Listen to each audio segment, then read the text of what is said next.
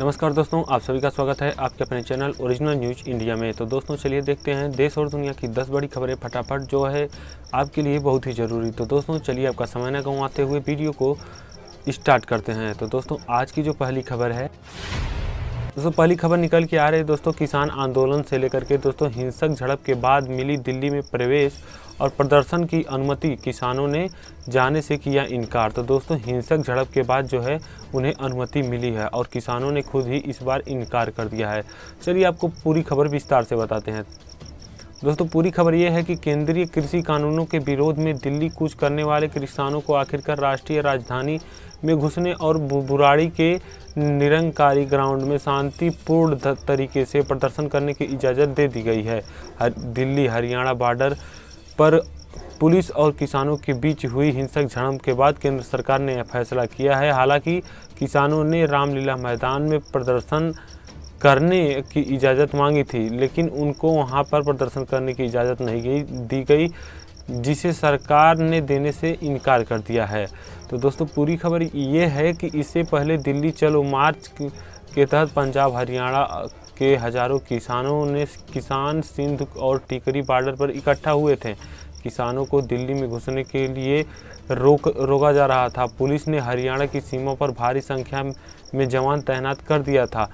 तो हरियाणा पुलिस के जवानों को तैनात कर दिया गया था ताकि वो हरियाणा में प्रवेश लेकर के दिल्ली न जाने पाएँ। सिंधु बॉर्डर पर किसानों को तीव्रकार करने के लिए पुलिस ने आंसू गैस के गोले भी दागे। इससे गुस्साए किसानों ने पुलिस पर पथराव किया और बैरिकेड तोड़ दिए। वहीं टिकरी बॉर्डर पर भी पुलिस और किसानों के बीच झड़प हुई। किसानों ने वहां अवरोधक के तौर पर खड़े ट्रक और जंजीरों को ट्रैक्टर से बांधकर हटाने की कोशिश भी की।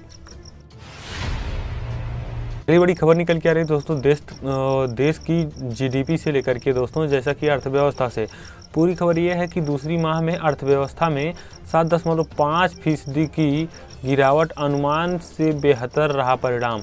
दोस्तों जो अनुमान लगाया गया था कि इस बार जीडीपी कैसी रहेगी, उससे परिणाम बेहतर है। पूरी खबर आपको बताते हैं कि कोरोना संकट के बीच देश की अर्थव्यवस्था में चालू वित्तीय वर्ष 2021 की दूसरी तिमाही जुलाई से लेकर के सितंबर में 7.5% की गिरावट आई है। राष्ट्रीय सांख्यिकी कार्यालय NSO ने शुक्रवार को जारी किए गए आंकड़े के अनुसार इससे पूर्व वित्तीय वर्ष 2019-20 की इस तिमाही में जीडीपी सकल घरेलू या उत्पाद में 4.4% की वृद्धि की गई थी। वहीं बुनियादी क्षेत्रों में 8 प्रमुख उद्योगों का उत्पादन इस बार अक्टूबर महीने में एक साल पहले की तुलना में 2.5% घट गया है। अप्रैल जून में अर्थव्यवस्था में 23.9% की बड़ी गिरावट आई थी। कोरोना वायरस महामारी और उसकी रोकथाम के लिए लगाए गए लॉकडाउन के कारण चालू वित्तीय वर्ष की पहली तिमाही अप्रैल जून में अर्थव्यवस्था 23.9% की बड़ी गिरावट आई थी और इस बार 7.5% की आई है। दरअसल पहली तिमाही के पहले 2 महीनों यानी कि अप्रैल और मई में देश की पूरी तरह से लॉकडाउन था, जिसकी वजह से जीडीपी में गिरावट के अच्छा संकेत नहीं था। अगली बड़ी खबर निकल के आ रही है दोस्तों, बहुत बड़ी खबर है ये, महाराष्ट्र से यह खबर निकल के आ रही है। तो दोस्तों महाराष्ट्र सरकार का फैसला 31 दिसंबर तक लागू रहेंगे मिशन बिगिन अगेन के दिशा निर्देश। तो दोस्तों 31 दिसंबर तक एक जो है इन्होंने मतलब लॉकडाउन का नियम निकाल दिया है, मिशन बिगिन अगेन का उसको नाम दिया है और उसका दिशा निर्देश उन्होंने जारी कर दिया है। पूरी खबर यह है कि कोरोना महामारी के बढ़ते मामले के बीच महाराष्ट्र सरकार ने शुक्रवार को बड़ा फैसला लिया है। सरकार ने राज्य में मिशन बिगिन अगेन के दिशा निर्देश को 31 दिसंबर तक बढ़ा दिया है। बता दें कि महाराष्ट्र सरकार ने 30 सितंबर और 14 अक्टूबर को मिशन बिगिन की नई गाइडलाइन जारी की थी, जिसमें कंटेनमेंट जोन से बाहर आने वाली दुकानों को सुबह 9 बजे से रात 9 बजे तक खोलने की मंजूरी दी गई थी। और इसी सप्ताह में प्रारंभ में सरकार ने उपासना स्थलों को खोलने की अनुमति दी थी। राज्य के कुछ हिस्सों में 9वीं से लेकर के 12वीं तक कक्षाओं को खोलने का भी आदेश दे दिया गया था। होटलों एवं बारों को पहले ही खोलने की अनुमति दी जा चुकी है। बता दें कि पिछले 2-3 महीनों में सरकार ने लॉकडाउन पाबंदियों में कुछ ढील दे दी है। अगली बड़ी खबर निकल के आ रही है दोस्तों, कल 3 शहरों का दौरा करेंगे प्रधानमंत्री मोदी, कोविड वैक्सीन के कार्यों की समीक्षा भी करेंगे। तो दोस्तों कल 3 शहरों की प्रधानमंत्री मोदी दौरा करेंगे, जिसमें कोविड वैक्सीन के कार्यों की भी वो समीक्षा कर लेंगे। इसी में से प्रधानमंत्री नरेंद्र मोदी ने शनिवार को पुणे, अहमदाबाद और हैदराबाद का दौरा करने का एक विकसित किए जा रहे कोविड-19 टीके से जुड़े कार्यों की समीक्षा करेंगे। प्रधानमंत्री कार्यालय पीएमओ ने यह जानकारी दी है कि पीएमओ ने यह ट्वीट करके यह जानकारी खुद दिया है कि कल प्रधानमंत्री नरेंद्र मोदी टीका के विकास और विनिर्माण प्रक्रिया में व्यक्तिगत समीक्षा करने के लिए शहरों की यात्रा पर जाएंगे। वह अहमदाबाद के जाइकस कैडिला पार्क, हैदराबाद में बायोटेक और पुणे में सीरम इंस्टीट्यूट ऑफ इंडिया जाएंगे। दोस्तों ऐसा ट्वीट करके पीएम और इंडिया ने ही बताया है अपने ट्विटर अकाउंट पर। पीएमओ ने कहा है कि प्रधानमंत्री मोदी इनका दौरा करेंगे। वह वैज्ञानिकों के साथ चर्चा कर अपने नागरिकों के टीकाकरण की तैयारियों को भी जानेंगे और समझेंगे। चुनौतियों एवं प्रयासों का खाका तैयार करने में संबंध में जानकारी भी हासिल करेंगे। गुजरात के उप मुख्यमंत्री नितिन पटेल ने बताया कि मोदी अहमदाबाद के पास प्रमुख दवा कंपनी जाइडस कैडिला के संयंत्र का दौरा करेंगे। वहां विकसित किए जा रहे कोविड-19 के टीके के बारे में भी जानकारी हासिल करेंगे। अगली बड़ी खबर निकल के आ रही है दोस्तों, जैसा कि आप जानते हैं हाल ही में अभी बिहार में चुनाव हो रहा है, तो यहाँ से अभी भी जो है मुद्दा गर्म है और यहाँ से कई खबरें निकल के आ रही हैं। बिहार विधानसभा में सीएम नीतीश कुमार ने आपा खो दिया है। तेजस्वी से बोले डिप्टी सीएम किसने बनाया था, मैंने ही बनाया था। तो दोस्तों ये संकेत करते हुए उन्होंने ये बोल दिया है, और जो कि आउट ऑफ कंट्रोल होकर के उन्होंने ऐसा बोल दिया। शुक्रवार को विधानसभा के निर्वाचित मुख्यमंत्री नीतीश कुमार ने नेता प्रतिपक्ष तेजस्वी यादव पर जमकर के हमला बोला है। उन्होंने कहा है कि अब तक हम चुप थे। तेजस्वी हमारे बेटे के समान है और इनके पिताजी लालू प्रसाद हमारी उम्र के हैं। तुमको डिप्टी सीएम किसने बनाया था? आप चार्जशीट हो, तुम क्या करते हो हम सब जानते हैं। आप जो है चार्जशीट ही हो। इससे पहले विधानसभा में उस समय ज़बरदस्त हंगामा होने लगा जब नेता प्रतिपक्ष और राष्ट्रीय जनता दल के नेता तेजस्वी ने राज्य के मुख्यमंत्री नीतीश कुमार पर व्यक्तिगत टिप्पणी कर दी। भारी शोर शराबे के बीच उप मुख्यमंत्री तारकिशोर प्रसाद ने तेजस्वी के बयान को शर्मनाक करार दिया। उन्होंने कहा कि संसद के अंदर जो है इस तरह के बयान शर्मनाक हैं। उन्हें मर्यादा का पालन करना चाहिए। मुख्यमंत्री पर इस तरह की टिप्पणी नहीं होनी चाहिए, ये गलत है। इस तरह की परंपरा की शुरुआत इन्हें नहीं करनी चाहिए। बड़ी खबर निकल के आ रही है दोस्तों अजीत डोभाल से, जो कि सुरक्षा सलाहकार हैं हमारे। तो दोस्तों अजीत डोभाल से संबंधित खबर ये है कि अजीत डोभाल पहुंचे श्रीलंका। मालदीव की रक्षा मंत्री मारिया दीदी से मुलाकात करेंगे। तो दोस्तों हम आपको पूरी खबर बताते हैं कि अजीत डोभाल से, ये जो राष्ट्रीय सुरक्षा सलाहकार NSA अजीत डोभाल, जो कि इसके राष्ट्रीय सुरक्षा सलाहकार हैं NSA से संबंधित हैं, तो श्रीलंका और मालदीव के बीच समुद्री सुरक्षा को लेकर के त्रिपक्षीय वार्ता में शुक्रवार को कोलंबो पहुंचे हैं अजीत डोभाल जी। इस दौरान वह मालदीव के रक्षा मंत्री मारिया दीदी और श्रीलंका के प्रधानमंत्री राजपक्षे की मुलाकात कर लिए हैं। इस दौरान अजीत डोभाल ने इन दोनों के साथ त्रिपक्षीय वार्ता की है। बता दें कि श्रीलंका भारत और मालदीव के साथ शुक्रवार और शनिवार को समुद्री सुरक्षा सहयोग पर राष्ट्रीय सुरक्षा सलाहकारों की चौथी त्रिपक्षीय बैठक का आयोजन कर रहा है। 6 साल बाद यह बैठक दोबारा हो रही है। तो अगली बड़ी खबर निकल के आ रही है, जमकर अहंकार हुआ है। दोस्तों पूरी खबर ये है कि जब अहंकार सच्चाई से टकराता है तो पराजित होता है। यह कहकर राहुल ने पीएम पर कसा तंज।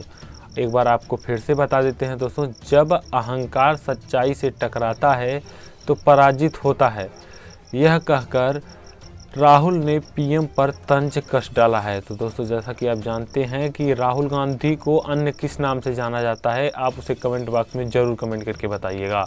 तो दोस्तों मांगे मानने को लेकर के कांग्रेस नेता राहुल गांधी ने एक बार फिर प्रधानमंत्री नरेंद्र मोदी पर तंज कसा है। राहुल गांधी ने ट्वीट करके कहा है कि प्रधानमंत्री को याद रखना चाहिए, जब जब अहंकार सच्चाई से टकराता है, पराजित होता है। सच्चाई की लड़ाई लड़ रहे किसानों को दुनिया की कोई सरकार नहीं रोक सकती। मोदी सरकार को इनकी मांगें माननी होंगी और काले कानून को वापस लेने होंगे। ये तो बस शुरुआत है, अभी बहुत कुछ बाकी है, ऐसा राहुल गांधी ने कहा है। इससे पहले गुरुवार को कांग्रेस के पूर्व अध्यक्ष राहुल गांधी ने केंद्रीय कृषि कानूनों को लेकर के उनके खिलाफ किसानों के साथ दिल्ली चलो मार्च की पृष्ठभूमि का दावा किया था कि केंद्र सरकार की क्रूरता के खिलाफ देश के सभी किसान डट कर खड़े हैं। उन्होंने कहा है कि पहुंचने का प्रयास कर रहे किसान पर पानी की बौछार करने से जुड़ा एक वीडियो ट्विटर पर साझा सरकार ने निशाना साध लिया है। तो दोस्तों, जो निशाना साधा है उस पर सरकार ने अब टिप्पणी करना स्टार्ट कर दिया है। ट्रंप से जुड़ी हुई खबर है। जैसा कि आप जानते हैं, अभी हाल ही में वहाँ पे भी चुनाव हो रहा है और गिनती भी धीरे धीरे करके हो रही है। तो दोस्तों, ट्रंप का ऐलान, व्हाइट हाउस अब तक नहीं छोड़ूंगा जब तक। तो दोस्तों, कब तक ये नहीं छोड़ेंगे, पूरी खबर हम आपको बता देते हैं। अमेरिका के वर्तमान राष्ट्रपति डोनाल्ड ट्रंप ने कहा है कि 3 नवंबर को हुए राष्ट्रपति चुनाव के बाद इलेक्टोरल कॉलेज ने जो बाइडेन को विजेता घोषित करने पर ही व्हाइट हाउस ही छोड़ेंगे।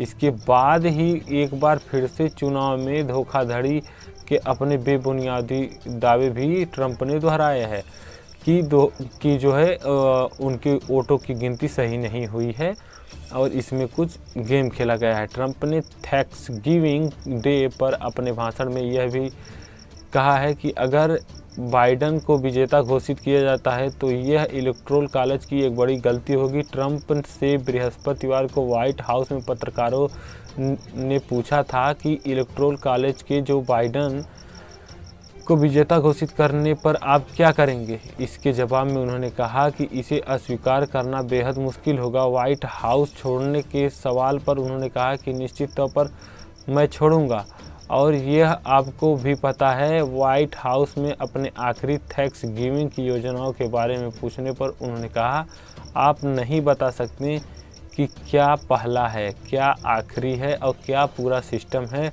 बस इस पर एक जो है संदेह किया जा सकता है। तो सुप्रीम कोर्ट का निर्देश आ गया है, ये जो खबर निकल के आ रही है।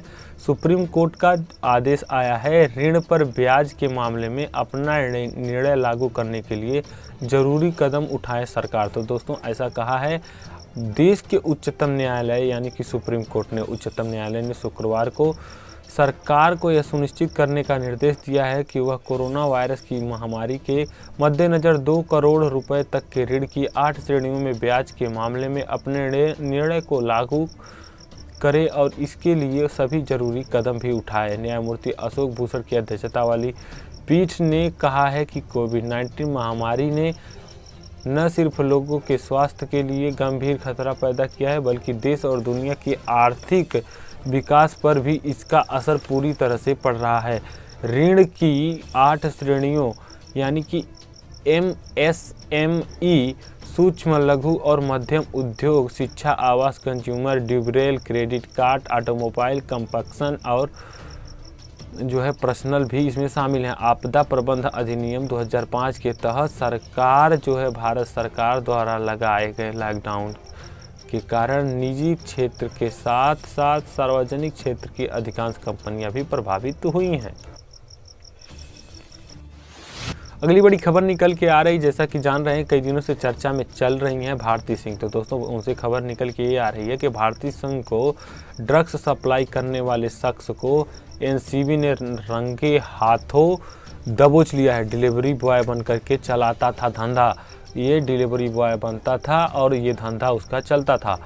चलिए आपको पूरी खबर बताते हैं। बॉलीवुड के ड्रग्स कनेक्शन की जांच कर रही नारकोटिक्स कंट्रोल ब्यूरो यानी कि एनसीबी की टीम लगातार कार्रवाई कर रही है। हाल ही में इस मामले में कॉमेडियन भारती सिंह और उनके पति हर्ष लिम्बचिया को गिरफ्तार कर लिया गया था। अब हाल ही में खबर है कि एनसीबी की टीम ने भारती को ड्रग्स सप्लाई करने वाले ड्रग पेडलर को भी गिरफ्तार कर लिया है, वो भी रंगों हाथ। तो दोस्तों अगर आपको वीडियो अच्छा लगा तो वीडियो को लाइक करें, साथ ही वीडियो को शेयर करें अपने दोस्तों के साथ। और इसी तरह से खबरों के लिए अपडेट रहने के लिए तो हमारे चैनल को सब्सक्राइब करने के बाद बेल आइकन पर जरूर प्रेस करें। तब तक के लिए धन्यवाद।